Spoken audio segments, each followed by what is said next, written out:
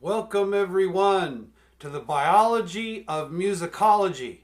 I am your host, Dr. Todd Samra, and today our topic is Michael Jackson and his famous album, Thriller. Okay, welcome one and all, ladies and gentlemen. This is an episode that we're going to give away on the internet to help promote my new Patreon channel. That's right. I think the world is going Patreon, so I'm getting on board and I'm starting a Patreon channel and a whole new show on that channel called The Biology of Musicology. And on that show, I'm going to do two things. I'm basically going to do pre-concert lectures, which was kind of like part of my old career. And I'm also going to do album reviews. So today I'm doing an album review and we're going to do Michael Jackson. And we're going to keep it relatively straightforward and simple, but we're going to talk in a little bit about why this album is so important and a little bit of just about the beginning of the album. Okay, so it was the sixth album produced by Michael Jackson, and of course he worked with legendary producer Quincy Jones, who's going to have a show coming up later on Dr. Todd Talks Tunes about Quincy Jones, and that topic is going to relate to basically Quincy Jones fostered these musical laboratories where the future of music was really developed. As a matter of fact, that episode we're also going to talk about Dr. Dre. It's going to be a very interesting episode. But this Thriller is part of the evidence, if you will, to support his fostering of all this talent and all these young people and getting involved and making records with them and being a very important part of their music. If you will, remember Austin Powers and his, where does Austin Powers movies get their mojo from? And it's like from Quincy Jones. And so there's a little bit of truth to that. We also want to really talk about part of the reason for the success of Thriller in particular. Not just Thriller and Michael Jackson, but some other artists from around the same time. Namely, people like Madonna, Duran, U2. A lot of artists were handmaidens, if you will, partners with MTV. MTV needed them, and they needed MTV.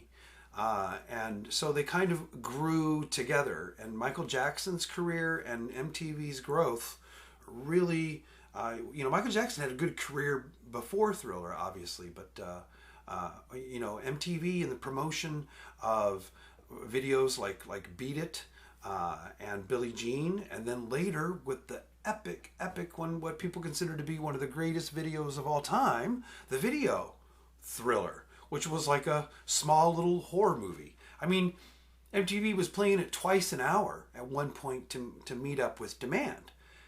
But for those younger viewers, that was how life was back then. If you wanted to watch something, it had to be on TV, or for a very limited time, you could go see it in the movie theater or something for certain things. So it wasn't like we can just look something up and watch it whenever you feel like it. You had to tune in and wait for your favorite song to come on the radio or on MTV. So those things are really connected. Of course, there's a lot of great songs from this album. We have things like The Girl Is Mine, Billie Jean, Beat It, Wanna Be Startin' Something, Human Nature, Pretty Young Thing, and of course Thriller. And these all of those songs I just mentioned reached the top 10 on the Billboard Hot 100 chart, which set a record for the most singles to actually make that chart. It actually helped redefine the industry in a way. I mean, in the early 80s, things were becoming so business-like in the music industry anyway. And really, a good yield from an album would maybe be 3 songs. You'd have 3 songs that would be pop hits off an album, and that made that a good album. Well, what about the rest of those songs? And so, this album really, if you want to look at it this way, changed the paradigm for what an album should be. It's like, expect more. Of course, it's hard to deliver. So, that's a hard thing to produce an album that's that good. But there were 32 million copies sold worldwide by the end of 1983. I mean, a third of all people that were going to buy the album bought it in the first year. I know people that bought it twice, by the way. So Off the Wall, the album that came before Thriller, was also a collaboration project with Quincy Jones. So they worked together again. The relationship between Jackson and Jones got a little bit tense, I guess, during part of the recording process. And apparently, Michael's way of dealing with it, he would go off into a room and practice dance moves, and I think that upset Quincy Jones maybe a little bit more, that he did that and wasn't completely focused. But I think Michael Jackson was focused as he could be. And I don't think he really handled conflict and things like that very well. I think he went on his way to avoid conflict a lot. So, it says something about his personality. Maybe it was just their way of working together. But, you can't create an album like that and not have a little bit of ruffled feathers. But they began working on it in April 14th of 1982, when Michael Jackson got together with Paul McCartney, who was a guest artist on the album, and they did the song "The Girl Is Mine." Of course, the album was completed then in November and released shortly after that. There were also a number of band members from the group Toto. If you remember, Toto kind of became a band because these guys had all been working together in the studio previously and writing songs, which there's a lot of collaboration here with Toto band members and writing some of these songs on this album. So Toto kind of formed as a band like of all these studio musicians.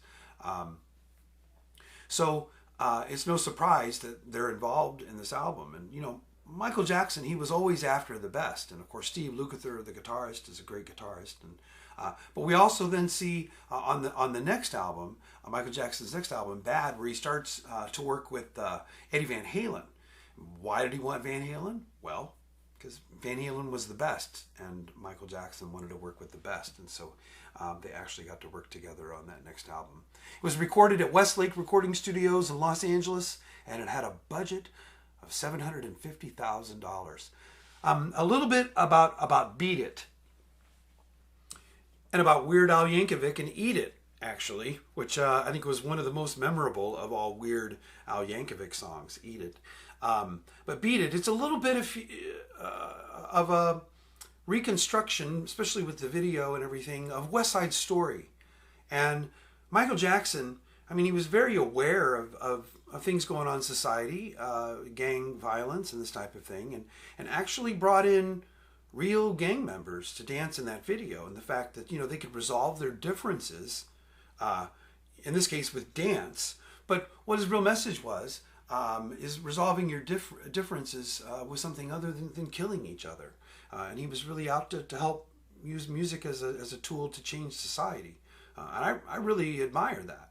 Of course, West Side Story, it's gangs fighting with one another in West Side Story. And, how many years of tap have you had? That was a Family Guy joke, by the way.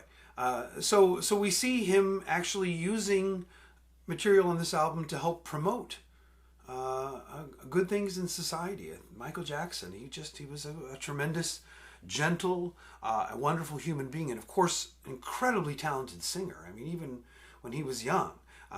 Go back and listen to that version of Ain't No Sunshine that Michael Jackson did. He's just an incredible singer, but he's wanting to emerge here, as a little bit more of a creative artist and not just a singer. But his background and the respect that he had in the industry as a singer definitely led to his popularity.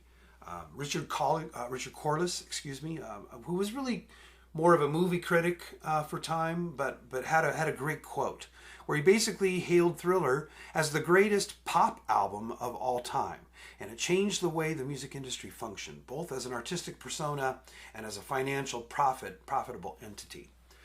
Now, my comment is on this is like, changed it and, whatever, and it changed the way the industry functioned. Well, actually, the industry changed the way it functioned back with Elvis and Hound Dog. But there's a definite difference between the king of rock and roll and the king of pop. And one of the reasons I don't like the moniker king of pop is because it doesn't really fit and weigh in the same way that Elvis does. See, when Elvis sang Hound Dog, here was a white American male singing a song in a style that belonged to African American culture, and it made it acceptable for specifically young white females to go out and buy that music and listen to it with permission. So that's really where the change started. With Michael Jackson, the real change here is we have an African American man now in the role who has been so publicly accepted. And I think this is relative to what's going on today. That you know, there has been progress. We need to make a lot more progress. But we look to Michael Jackson, really, I think I do, as a hero that actually has led to progress. That the way Michael Jackson was accepted was really the same way Elvis was accepted. But the major difference was he was an African American man. And I think that actually is profound. Maybe one of the most profound things about Michael Jackson. And of course, because of what he did, other artists then were featured on MTV, and it became a really great thing for a lot of African American artists. And part of what paved the way for that was the work that was done by Michael Jackson. So, why is it important? Well, MTV, the video thing, being in your living room, seeing him, he was so visual with his dancing and all of his moves and his glove and his outfits. And Michael Jackson was kind of like the perfect male icon for what the world needed at that time. And for that matter, Madonna represented the same thing for women. And I think Janet Jackson was somewhat that for African American women. So we see a change happening within the industry and within culture and within art. And it's impossible to really measure the really full effect that Michael Jackson had, and in particular, this album, Thriller. I hope you've enjoyed this show. I want to open this up to the Dr. Todd Talks Tune fans on YouTube to kind of get the word out that I'm on Patreon now. I think this is the future for a lot of people. Because of COVID-19, we can't do a lot of our regular work.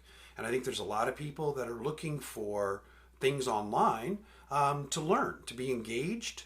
So we call it infotainment. You're getting some show, you're getting an education, but it's also supposed to be a form of entertainment at the same time. So Patreon is a way for us to connect a little bit more directly than we can on YouTube. There's options where you can even submit requests for show titles and things like that. I've been trying to be very creative with setting it up. But a lot of other artists, please look into Patreon. I think it might also be a useful tool for you also in connecting what you do in your art with people that want to see it. So thanks for joining us today, and we'll look forward to seeing you all again in the future. Thank you for joining us on the Biology of Musicology.